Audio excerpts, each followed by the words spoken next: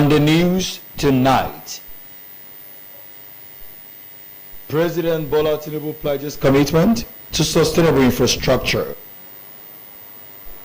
Federal government launches digital portal for 2025 National Youth Conference. House of Representatives commences probe into diversion of 1.12 trillion naira meant for Anchor's Borrowers Program. And abroad, leaders of G7 nations urges the escalation of hostilities in the Middle East. A warm evening to you wherever you're watching from. Welcome to Delta Television Main News. I am Tony Elwaka. President Bola Tinubu has inaugurated the Greater Abuja Water Supply Network, Loops 1, 2, 5, and 6, pledging his administration's commitment to sustainable infrastructure that directly improves citizens' lives. He described the water network as a transformative effort to guarantee safe, sustainable, and sufficient water for homes, institutions, and communities across the capital city. He led the Federal Capital Territory Administration (FCTA), led by Mr. Nyesom Wike, and all project stakeholders for their dedication to the project. The President emphasized that the Renewed Hope agenda was focused on delivering tangible, people-centered projects that impacted the daily lives of Nigerians. President Tinubu thanked the international development partners, especially the Chinese government and the CGC Nigeria Limited, for their collaboration on the project. The President urged residents to safeguard the infrastructure.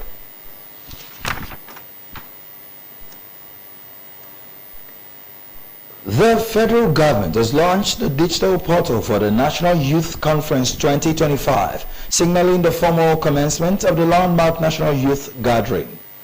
Minister of Youth Development, Mr. Ayodele Olawande, who unveiled the Youth Confab during the news conference in Abuja, said the portal, https://nationalyouthconfab.gov.ng, will be for delegates registration, contributions, and real-time update throughout the national process.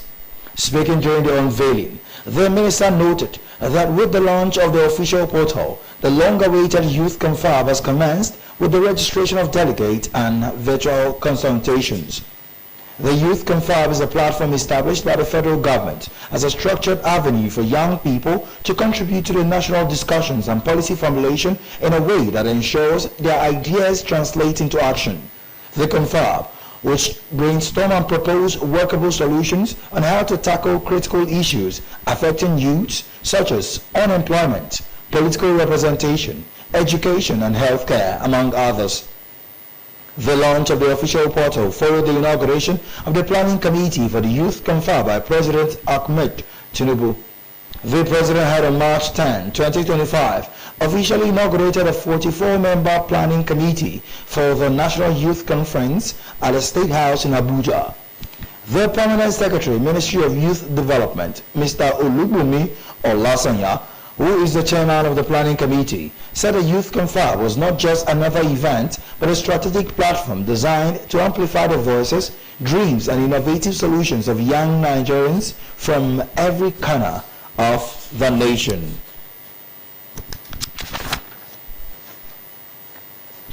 The Federal Ministry of Education, in collaboration with the Universal Basic Education Commission (UBEC) and support from UNICEF, has unveiled 3 handbooks aimed at enhancing school safety and raising climate awareness in schools. The handbook were unveiled at a one-day dissemination workshop on climate change education (CCE), early warning signs (EWS), and UBEC's Teacher's Guide on Managing School-Related Violence in Abuja. UNICEF's Chief of Education in Nigeria, Ms. Vanessa Lee, said the handbooks would help schools address challenges around the climate change, early warning systems, and violence prevention in the country.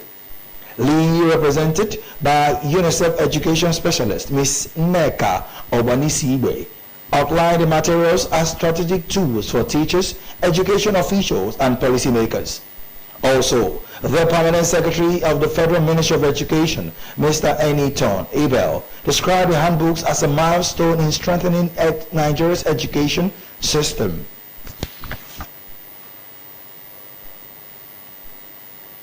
The House of Representatives Committee on Nutrition and Food Security has commenced a probe into how the 1.12 trillion naira meant for execution of the Anchors Borrowers program was allegedly diverted by ministries, departments and agencies.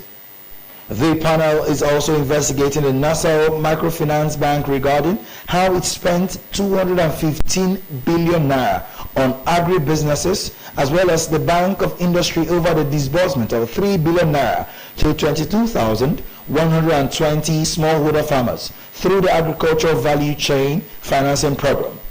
Speaking at the investigative hearing in Abuja, the chairman of the committee, Chike Okafor, expressed concern that of the 24 participating financial institutions involved in disbursing the money for the ABP, they only had evidence from 9 institutions. He added, the creation of the Committee on Nutrition and Food Security is a legislative response to join forces with the executive arm of government and other stakeholders to tackle these issues and make Nigeria a force, food, secured and nourished nation. A representative of Nassau Microfinance Bank, Charles Bassi, identified insecurity as a major challenge to the successful implementation of the bank's loan scheme.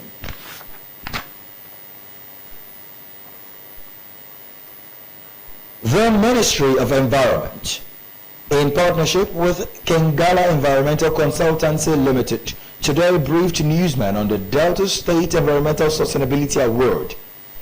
The State Commissioner of Environment, Mr. Ejiro Jamani, emphasized the importance of keeping the environment clean and encouraging participation in the award initiative. Gloria Otolo reports. The Environment Commissioner, Mr. Ejiro Jamani, urged residents of the state to support Governor Sheriff Oboriwori's environmental sustainability agenda by adopting eco-friendly habits and promoting environmental sanitation.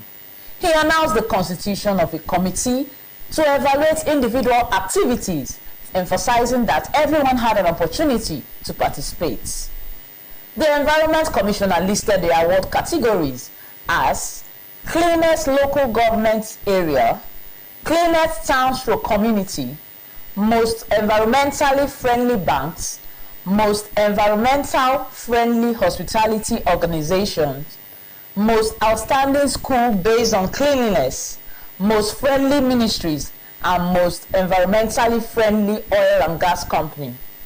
He stressed the importance of maintaining a healthy environment, highlighting the inaugural award's role in promoting environmental cleanliness. Environmental stability is not just a buzzword. It is a responsibility that we all share. Our planet is facing unprecedented challenges, from the devastating impact of climate change to the diverse forms of pollution that threaten our ecosystem, health, and the well-being of future generations. In a goodwill message, Deacon Okezi Odugala, Managing Director of the Kengala Environmental Constituency Limited, thanked Governor Oboriwori and the Commissioner for their efforts and advised Deltans to prioritize environmental care, aiming to make Delta a model for other states. Gloria Otolo reporting. The Inspector General of Police, Mr. Kayode Ebotokun, has ordered the deployment of an additional tactical team to end the massacre in Benue State. Mr. Ebotokun gave the order when he visited the state following the tragic incident that had occurred in the state, resulting in the deaths of scores of residents.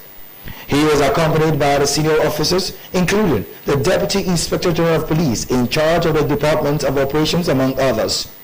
Mr. Ebotokun condemned the attacks, describing the killings as senseless and an act of terrorism. He reassured the governor that the Nigeria Police Force would do its best to rein in the situation and bring the perpetrators of the heinous and barbaric acts to justice. The IGP also seized the opportunity to visit the Yelwata community in Guma local government area of the state, where he inspected the damage done and engaged in the community leaders alongside the Chief of Defense Staff, General Christopher Musa.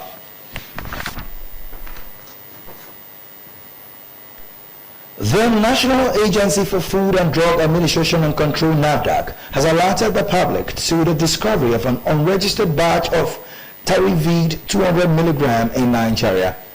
A statement released at the agency's website said the product, manufactured by Sanofi, was discovered by officers from NAFDAC's Post-Marketing Surveillance Directorate during a routine surveillance activity in the Onipanu area of Shomolu local government area of Lagos State. NAFDAC conducted an investigation which revealed that the identified batch was not intended for the Nigerian market. A representative of the Sanofi said the product's marketing authorization holder confirmed that a batch of Tarivid 200 mg was meant for the Pakistani market. The statement said Tarivid is a brand of ofloxacin, an antibacterial agent used for the treatment of bacterial infections in many parts of the body, including the respiratory tract, kidneys, skin, soft tissue, and urinary tract. The agency warned that the sale of unregistered medicines poses a serious risk to public health. The statement had directed all zonal directors and state coordinators to carry out surveillance and remove the affected product from circulation. The agency further urged distributors, retailers, healthcare professionals, and caregivers to exercise caution and vigilance within the supply chain to prevent the distribution, sale, or use of the product. The Edo State Governor, Senator Monday Okpebholo, has approved the return of some secondary schools to missionary organizations in the state. Governor Okpebholo announced his decision to return schools after a meeting with the Bishop of the Catholic Diocese of Auchi, Bishop Gabriel Dunia. The Edo governor said he would set up a committee to identify specific schools to be handed over and clarify that any of the affected schools currently undergoing renovation by the state government will remain under its supervision until their completion. The Bishop of the Catholic Diocese, Bishop Gabriel Dunia, said the previous administrations refused to listen to the church's request for the return of their institutions until now. He said the Catholic mission emphasized the intellectual formation of children as well as fostering ideal moral character.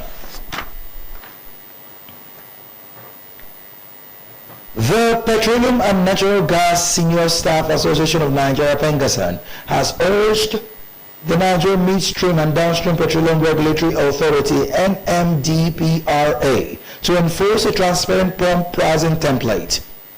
President of the Union, Mr. Festus Osifo, made the call at a World News Conference in Abuja. Mr. Osifo said the call became necessary, seeing that the petroleum marketers had continued to exploit Nigerians through inflated fuel prices, even with a decrease in the price of crude oil. He commended the federal government for signing the executive order on the upstream oil and gas industry, especially as it relates to the need for companies to reduce the cost of operations. Mr. Osifo identified the situation as one of the primary reasons international oil companies, IOCs, had been exiting Nigeria. He called on federal governments to adopt Pengasan's recommendations made 15 years ago, noted that the recommendations of the NLNG model, where government holds 49% and private investors hold 51%, should be adopted. He also explained that the union had reached a resolution with Sterling Oil Company following disputes over expatriate staff hiring practices.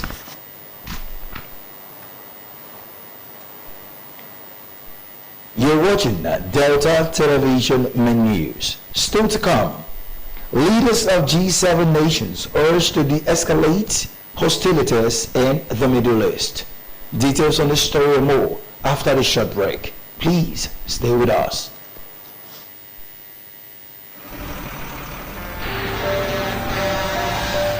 If tanker wey carry fuel fall or pipe wey carry fuel for underground burst, wetin you go do? You go begin bail fuel put for your bucket, or you go run comot far for where the fire go soon come. Na only small time you get to take this wise decision. Waka comot, no, that one no dey enough. Shift, no, that one no dey enough. Stay there dey gist and take pictures with your phone. That na madness. Run, yes, run comot. Yes, your life depend on wetin you do. the fire go come at once and you no go fit control am. Why? Petrol dey catch fire easily. Why? Na just small spark go start big fire. So no stay there dey think. Run comot quick to save your life. No throw away your life away because of say you pack petrol. Take this advice. This informate na from Public Enlightenment Office, Delta Broadcasting Service, Asaba. Congratulations, you're in the glory of God. Special invitation. The leadership and members of the Delta State House of Assembly heartily invite Deltans and the general public to the celebration of the second anniversary of the 8th Assembly. Schedule of events include novelty football match between honorable members and members of the State Executive Council. Date, Saturday, 21st of June 2025. Venue, Stephen Keshi Stadium, Asaba. Time, 4 p.m. Thanksgiving service and reception. Date, Sunday, 22nd of June 2025. Venue, the Redeemed Christian Church of God, Region 34 Headquarters.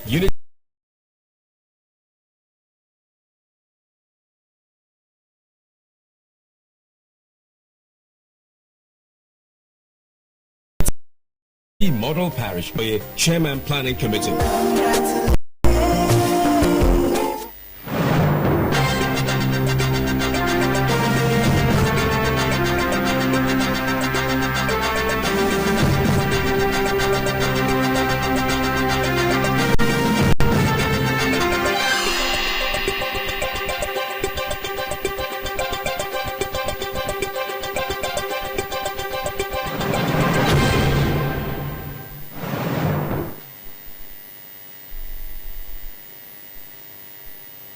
You're welcome back.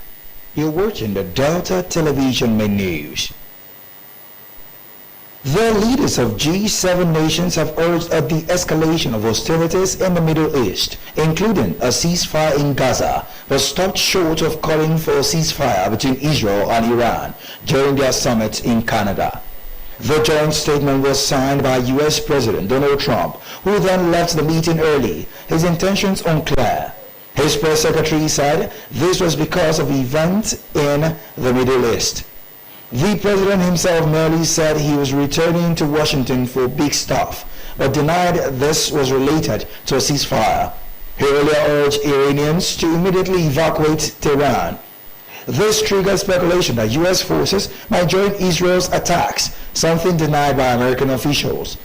The gathering of world leaders at Kanaskaskia in the Canadian Rockies had been overshadowed by the Middle East conflict. The leader's statement, published as Trump left Canada, said Israel had a right to defend itself and that Iran was a source of terror that should not have a nuclear weapon. It called for a resolution of the crisis that led to a broader de-escalation of hostilities in the Middle East, amounted to a diplomatic compromise that preserved G7 unity but watered down the statement in part. And over to the UK. A deal removing some trade barriers between the United Kingdom and the United States have been signed off by President Donald Trump. The move will bring into force part of an agreement agreed between the two countries last month and reduce tariffs on United Kingdom cars being shipped to the US. It comes after weeks of talks to implement parts of the pact, which the UK government hopes would shield British businesses from the impact of Trump's tariffs. The deal includes a 10% levy on most UK goods, including cars, and did not address the expected removal of charges on steel import. Speaking at the G7 summit in Canada, the UK Prime Minister Sir Keir Starmer called the move a very important day for both countries. At least 15 people have been killed and dozens more wounded in Russian strikes on the Ukrainian capital Kiev. The attack overnight into today was one of the largest bombardments on Kiev since the beginning of the full-scale invasion more than 3 years ago. The Ukraine's Interior Minister, Mr. Ihor Klimenko, said a total of 440 drones and 32 missiles had been launched at the country. Meanwhile, Russian Air Defense Unit intercepted and destroyed 147 Ukrainian drones overnight. Moscow's defense ministry said the strikes on Kiev lasted more than 9 hours, sending residents fleeing to underground shelters from before midnight until after sunrise. Officials say a ballistic missile hit a 9-story apartment building in one district, with a total of 27 districts of the city coming under fire. Kiev's mayor, Mr. Vitaly Klitschko, said the 62-year-old U.S. citizen was among those killed. Mr. Klemenko said rescue teams were still working to free the people. Now to business. Let's join our business news desk for happenings in the business sector. The United States diplomatic mission in Nigeria has expressed readiness to drive foreign direct investment to the Lagos Free Zone, Nigeria's first private special economic zone. In a statement on Monday, it was revealed that the U.S. ambassador to Nigeria, Richard Mills Jr., gave this assurance when a delegation of the U.S. Embassy and Consulate General in Nigeria visited the Lagos Free Zone. The Lagos Free Zone is located in Lagos State, the commercial capital of West Africa's largest economy, and is promoted by Singapore-based Tolaram. It covers an area of 860 hectares and is equipped with world-class infrastructure and a single clearance window for ease of doing business. Recently, Mills Jr., at the fireside chats at the Lagos Business School, announced that the U.S. will be focusing on private sector-led investment instead of aid in its engagement with Nigeria and Sub-Saharan Africa. During the visit, Mills Jr. stated that his team will encourage more U.S. companies to consider investing in the Lagos Free Zone, adding that the forthcoming 2025 U.S. Africa Business Summit in Angola offers a very stable platform to meet with U.S. investors and companies. In another development, the Organization of Petroleum Exporting Countries OPEC yesterday put Nigeria's crude oil output, excluding condensate, at 1.544 million barrels per day in May 2025. This showed a marginal increase of 1.44% from 1.522 million barrels per day recorded in April 2025. In its June 2025 monthly oil market report released yesterday, OPEC said this was based on data from secondary sources. Also, many crude prices, including Nigeria Bonny Light, yesterday hovered at $73 per barrel, indicating $2 per barrel below the nation's $75 per barrel budget 2025 reference price. The nation's 54.99 trillion naira 2025 budget is based on $75 per barrel, 2.06 million per barrel output, and exchange rate of 1,500 naira to dollar. In his statement, Bengad Kolamofa, the Commission's Chief Executive Officer, Nigerian Upstream Petroleum Regulatory Commission, said efforts were ongoing to increase Nigeria's outputs.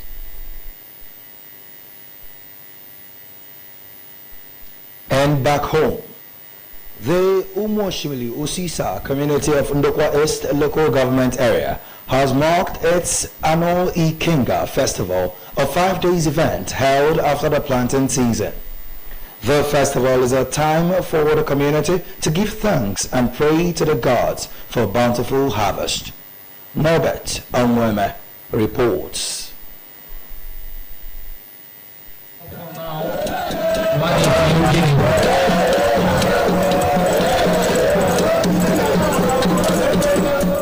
Villagers from across the Umoshimili community fully participated in the celebration, with large numbers gathering and dancing in jubilation at the market square. The Onotuku of Oshimili Osisa, High Chief Joseph Onyeka Osakwe, elaborated on the significance of the Kenga festival, explaining that the celebration marked the end of the planting season in their community, serving as a time to give thanks. The Kenga Festival is one of the traditional ceremonies in Nusa community. It is used to mark the end of planting season.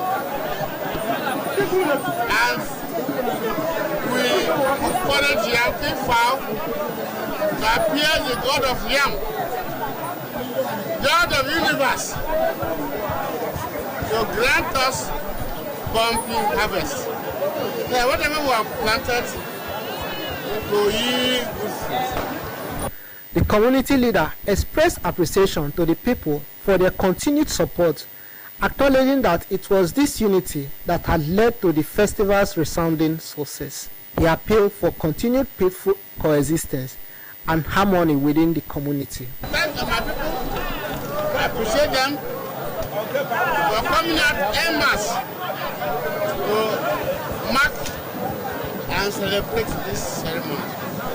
I'm so grateful to God. I say thank you to our people. Others expressed their joy and sent messages of goodwill, praising the community for the impressive celebration of the festival. This festival is known as the Kenga Festival. It's a festival to showcase our rich cultural heritage.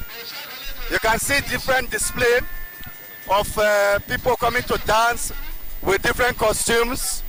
So it's to showcase what we are known for. The essence of this festival is to thank our gods that we met our forebears, that's what they were doing, for successful planting season, and to appeal for bumper harvest in this year. The good message is the relationship for the three communities should remain. Thank God for keeping us. We are still going to celebrate it more higher next year. The Kenga Festival celebration was a vibrant spectacle of dance and jubilation, with the people chanting songs in their native dialects. Norbert Onweme reporting. That's our news. Now to our thought for the day. Education is the most powerful weapon which you can use to change the world.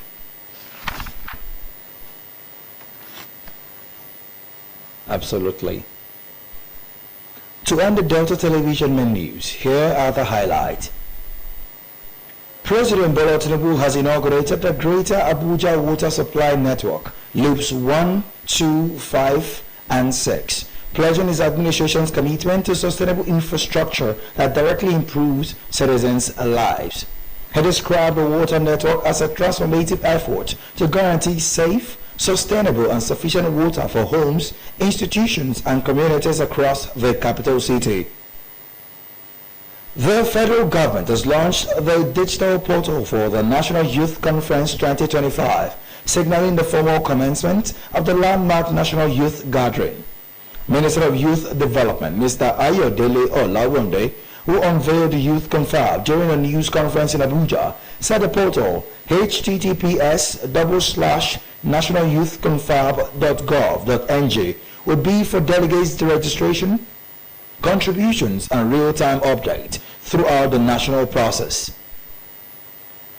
The House of Representatives Committee on Nutrition and Food Security has commenced a probe into how the 1.12 trillion naira meant for the execution of the Anchors Borrowers program was allegedly diverted by ministries, departments and agencies. And finally, abroad. The leaders of G7 nations have urged a de-escalation of hostilities in the Middle East, including a ceasefire in Gaza, but stopped short of calling for a ceasefire between Israel and Iran during their summit in Canada. And that's the size of our package for tonight. On behalf of the production team, I am Tony Iloaka. Have a good evening.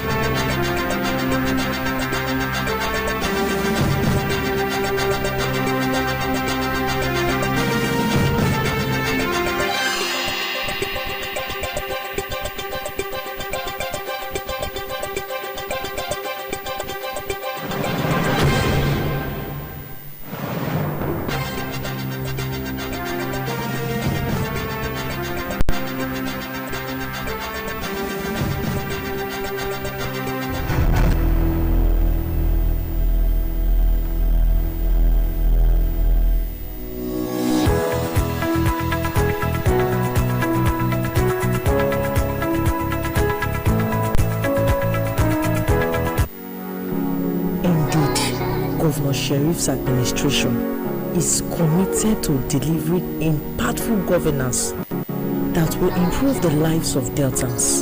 Take a look at the inauguration of the Boji Mixed Modern Market, which was inaugurated some days ago. The newly inaugurated Boji